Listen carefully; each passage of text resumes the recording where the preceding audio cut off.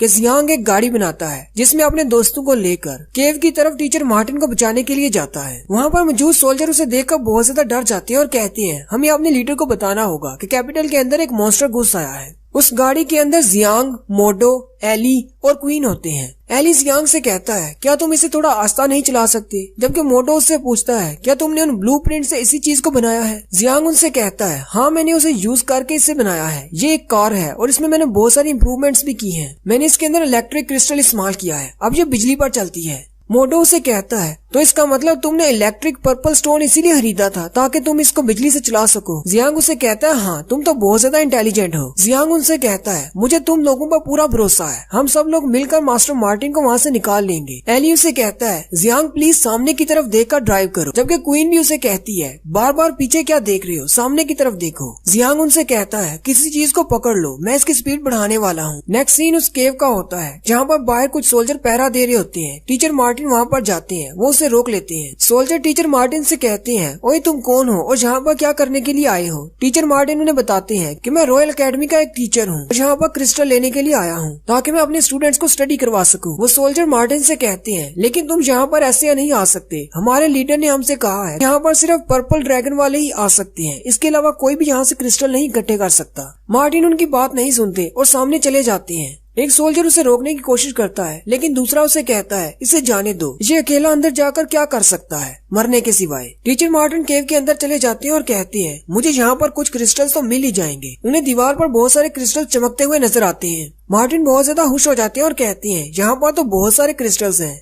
मुझे लगता है कि पर्पल ड्रैगन वाले हमसे झूठ बोल रहे हैं कि इन क्रिस्टल्स को इकट्ठा करना बहुत ज्यादा मुश्किल काम है ताकि वो इनकी प्राइसेस को बढ़ाकर बेच सके। टीचर मार्टिन अभी थोड़ा सा ही आगे जाते हैं कि जमीन में से एक बड़ा सा कीड़ा निकलता है। वो कीड़ा एक सैंड ड्रैगन होता है। वो टीचर पर हमला करने के लिए आगे बढ़ता है। टीचर मार्टिन उसे देखते ही कहती है ये तो एक ग्राउंड ड्रैगन है, यानी कि सैंड ड्रैगन। उसी वक्त बाहर का सीन दिखाते हैं, वो लोग भी अपनी गाड़ी में वहाँ पर आ जाते हैं। मोडो से कहता है केव एंट्रेंस सामने ही है, हमें यहीं पर रुकना होगा। वो वहीं पर अपनी गाड़ी रोक देते हैं और उसमें से नीचे उतर आते हैं। जियांग उनसे कहता है रास्ते में हमें मार्टिन नहीं मिले, इसका मतलब वो केव के अंदर पहले से ही जा चुके हैं। क्वीन अपने सर पर हाथ रखकर खड़ी होती है और कहती है जब से मैं इंसान बनी हूँ मेरी इन चीजों को बर्दाश्त करने की कुव्वत कम हो गई है। जबकि एली वहीं गाड़ी के पीछे बैठा उल्टियां कर रहा होता है। जियांग उसके पास जाता है और उसे कहता है क्या तुम ठीक हो, हमें थोड़ी देर में यहाँ पर फाइट करना होगी। एली उसे कहता है मैं बिल्कुल ठीक हूँ, मुझे बस थोड़ा सा टाइम दो। जियांग क्वीन से पूछता है क्या तुम्हें लगता है कि तुम ग्राउंड ड्रैगन्स को हैंडल कर सकती हो। क्वीन उसे कहती है हमारे डीमन ट्राइब में ऐसे ग्राउंड ड्रैगन्स को हम रोस्ट करके खाते हैं। फिर जियांग उनसे कहता है तो फिर चलो अंदर चलते हैं, जाकर मार्टिन को ढूंढते हैं। उसी वक्त केव के अंदर से जोरदार हवा के साथ धूल उड़ती हुई बाहर निकलती है। जब वो धूल हटती है तो टीचर मार्टिन अपने हाथ में एक ट्रॉली पकड़कर बाहर निकल रहे होते हैं। उसमें बहुत सारे क्रिस्टल्स होते हैं, जबकि मास्टर के हाथ में एक बड़ी सी गन होती है। टीचर मार्टिन उन सब बच्चों को वहाँ पर देखकर कहते हैं तुम लोग यहाँ पर क्या कर रहे हो। मोटो आगे बढ़ता है और मार्टिन से कहता है टीचर कहीं आपको चोट तो नहीं लगी। टीचर मार्टिन हंसते हुए उसे कहते हैं मैं बिल्कुल ठीक हूँ, ऐसे छोटे मोटे कीड़ों को तो मैं हैंडल कर ही सकता हूँ। जियांग भागता हुआ टीचर के पास आता है और चमकती हुई आंखों के साथ उन्हें कहता है टीचर क्या आपके पास ये गन है।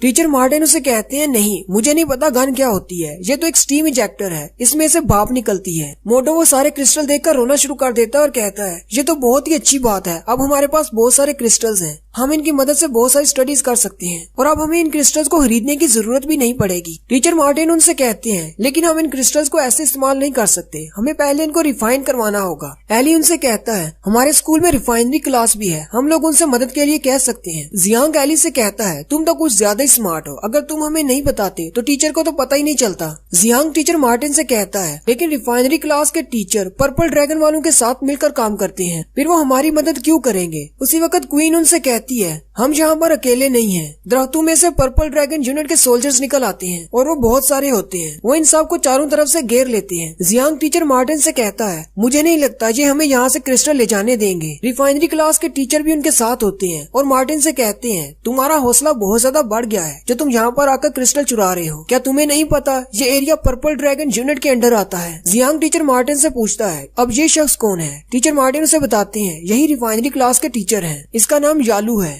टीचर मार्टिन यालू से कहते हैं, मुझे लगा था कि इन क्रिस्टल्स को हासिल करना बहुत ज्यादा मुश्किल काम होगा, लेकिन यहाँ पर आकर मुझे पता चला ये तो जरा भी मुश्किल नहीं। वो ग्राउंड ड्रैगन तो हमारे स्टूडेंट्स के सामने भी कीड़े मकोड़े हैं। तुमने और पर्पल ड्रैगन यूनिट के हेड ने मिलकर चीटिंग की है। तुम लोग जानबूझकर प्राइसेस को बढ़ा रहे हो। तुम ये बात अच्छे से जानती हो कि हमारे किंगडम में कुछ ऐसे लोग भी रहते हैं जिन्हें 10 से 20 साल लगते हैं इतनी कमाई करने में कि वो अपना एक घर खरीद सके, और तुम लोग यहाँ पर लो लेवल के क्रिस्टल्स को भी इतना महंगा बेच रहे हो कि एक एवरेज इंसान उनको कभी खरीद ही नहीं सकता। जियांग सोचता है, मुझे नहीं लगा था कि मेरी ही दुनिया की तरह यहाँ पर भी घर खरीदना बहुत ज्यादा मुश्किल हो सकता है। मार्टिन यालू से कहते हैं, मैं जाकर अपने किंग को सारी बात बताऊंगा। हमें आज के बाद तुम लोगों की जरूरत नहीं, हम लोग खुद ये क्रिस्टल्स निकाल सकते हैं। यालू से कहता है, अगर किंग तुम्हें इजाजत दे भी दे कि तुम अपने क्रिस्टल यहाँ से खुद निकाल लो, तो तुम इन क्रिस्टल्स को रिफाइन कैसे करोगे? मार्टिन उन बच्चों से कहते हैं, अब ये सारी मेरी गलती है। अगर मैं ड्वार्फ कबीले में थोड़ा सा और रुकता तो मैं वहाँ पर रिफाइनरी की आर्ट भी सीख सकता था। जियांग आगे बढ़ता है और यालू से कहता है, तो क्या हुआ, हमारे मास्टर को रिफाइनिंग की आर्ट नहीं आती। हम लोग यहाँ से क्रिस्टल ले जाने के बाद ड्वार्फ के कबीले में जाएंगे और उनसे जाकर रिफाइनिंग की आर्ट सीखेंगे। और साथ ही जियांग उसे कहता है, मुझे नहीं लगता कि मिलिट्री को राशन पहुँचाने के लिए तुम लोग प्राइसेस को इंक्रीज कर रहे हो। मुझे लगता है कि तुम लालची लोग सिर्फ अपने फायदे के लिए प्राइसेस को इंक्रीज करते हो। तुम लोगों की वजह से ही कैपिटल में महंगाई हो रही है। यालू जियांग से कहता है, तुम जैसे गरीब लोगों पर मुझे ध्यान देने की जरूरत नहीं। तुम चाहे जो मर्जी बकवास करते रहो। क्या तुम्हें जरा सा भी अंदाजा है इस सब में और कौन कौन लोग शामिल हैं जिनकी हमें सपोर्ट हासिल है? मुझे तो लगा था कि मैं तुम लोगों को ऐसे ही जाने दूंगा, लेकिन अब तुम लोगों ने इतनी ज्यादा बातें कर दी हैं। मुझे लगता है कि तुम्हें यहीं पर खत्म करना होगा। वो सारे सोल्जर्स इन बच्चों को मारने के लिए रेडी हो जाते हैं। टीचर मार्टिन बच्चों से कहते हैं, ये सारी मेरी गलती है, मेरी वजह से तुम लोग यहाँ पर आए हो और अब तुम सब लोग भी इस मुश्किल में फंस गए हो। जियांग उनसे कहता है, आपको परेशान होने की जरूरत नहीं, हम लोग अपनी मर्जी से यहाँ पर आपको बचाने के लिए आए थे। टीचर उन सब का शुक्रिया अदा करते हैं। साथ ही यालू अपने सोल्जर्स को हुक्म देता है, जाओ और इन सबको मार दो। जियांग उसी वक्त एली और क्वीन से कहता है, क्या तुम दोनों रेडी हो? क्या तुम्हें याद है हमारा प्लान क्या है? क्वीन इसाबेला एक तलवार पकड़ लेती है और उन सारे सोल्जर्स के साथ लड़ना शुरू कर देती है, जबकि एली ने अपने दोनों हाथों में मैजिकल क्रिस्टल्स पकड़े होते हैं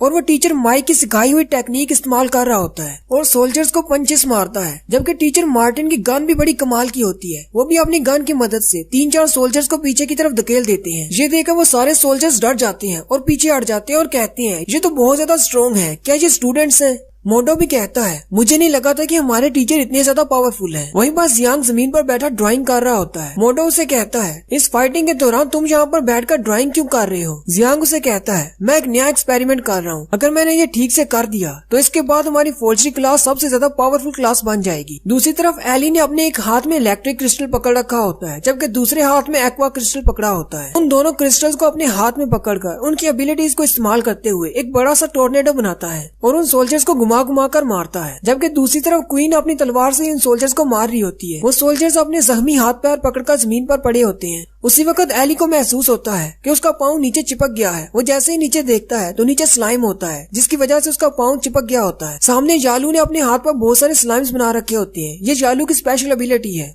यालू एली की तरफ और भी ज्यादा स्लाइम बॉल्स फेंकता है। उनमें से एक स्लाइम को पंच करने वाला होता है। वो स्लाइम मुड़कर उसके बाजू पर चिपक जाता है। एली कहता है, ये स्लाइम तो अपने आप चल रहे हैं। एली अपनी फायर फिस्ट टेक्निक इस्तेमाल करता है और उस स्लाइम को गर्म करने की कोशिश करता है, लेकिन वो हीट रेजिस्टेंट होते हैं। यालू हंसते हुए एली से कहता है, ये स्लाइम मैंने खुद बनाए हैं, इसलिए ये फायर प्रूफ है। इसके अलावा इन्हें इलेक्ट्रिक शॉक भी नहीं लगता। और फिर साथ ही यालू अपने पास से गुलाबी रंग के स्लाइम निकालता है और उन्हें एली की तरफ फेंक कर कहता है, चलो इनको ट्राई करते हैं। उसी वक्त टीचर मार्टिन सामने आ जाते हैं और अपनी गन उसके सामने करके उनके स्लाइम्स को रोकते हैं। यालू के स्लाइम से टीचर की गन मेल्ट हो जाती है। टीचर मार्टिन ये देखकर बहुत ज्यादा हैरान हो जाते हैं। टीचर मार्टिन यालू से कहते हैं, ये सिर्फ स्टूडेंट्स हैं, तुम्हें ऐसा करने की जरूरत नहीं। क्या तुम इन सब को वाकई में मारना चाहते हो? यालू टीचर मार्टिन से कहता है, मैंने तुमसे कहा था कि तुम सब लोग यहाँ पर मरने वाले हो, तुम्हें ही मेरी बात पर यकीन नहीं आ रहा। यालू अभी बातें कर रहा होता है। क्वीन पीछे से आती है और अपनी तलवार से उसके सेंटर में कट लगाती है, लेकिन यालू साथ ही हंसते हुए स्लाइम बन जाता है, क्योंकि वो एक स्लाइम का क्लोन होता है, असली में यालू नहीं होता। टीचर मार्टिन कहती हैं, क्या ये यालू भी स्लाइम से बना हुआ था? फिर वहाँ पर और भी बहुत सारे यालू के क्लोन्स आ जाते हैं। यालू उनसे कहता है, जरा गेस करके बताओ इनमें से असली यालू कौन है? क्वीन सोचती है, अगर मेरे पास मेरी मैजिकल पावर्स होती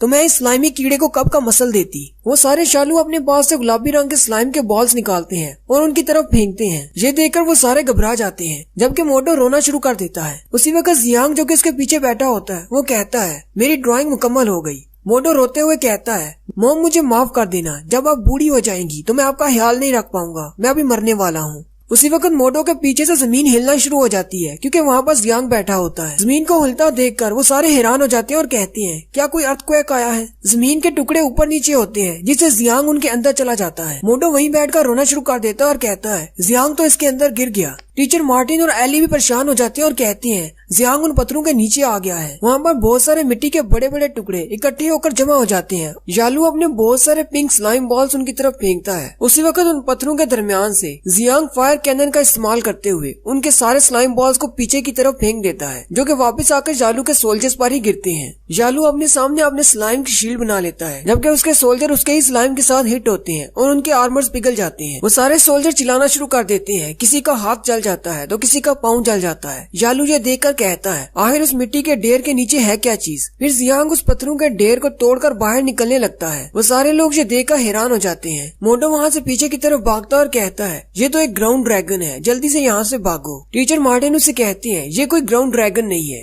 क्वीन सोच रही होती है आखिर ये जियांग कर क्या रहा है, जबकि यालू भी ये देखकर डर जाता है और कहता है क्या ये डीमन ट्राइब का कोई डीमन है। और आखिरकार उस मिट्टी के ढेर में से एक बड़ा सा ट्रांसफार्मर बाहर निकलता है जिसके अंदर जियांग बैठा उसको कंट्रोल कर रहा होता है और कहता है अब तुम सब लोग मेरी मॉडर्न टेक्नोलॉजी के सामने झुकना शुरू कर दो। अभी तुम्हें मजा सिखाता हूँ कि जब मैजिक को मॉडर्न टेक्नोलॉजी के साथ मिक्स कर दिया जाए तो क्या होता है। और यहीं पर हमारी 12वीं एपिसोड का एंड होता है। एक्सप्लेनेशन अच्छी लगी हो तो कमेंट करके जरूर बताएं। चैनल को सब्सक्राइब कर दें, वीडियो को लाइक और शेयर कर दें।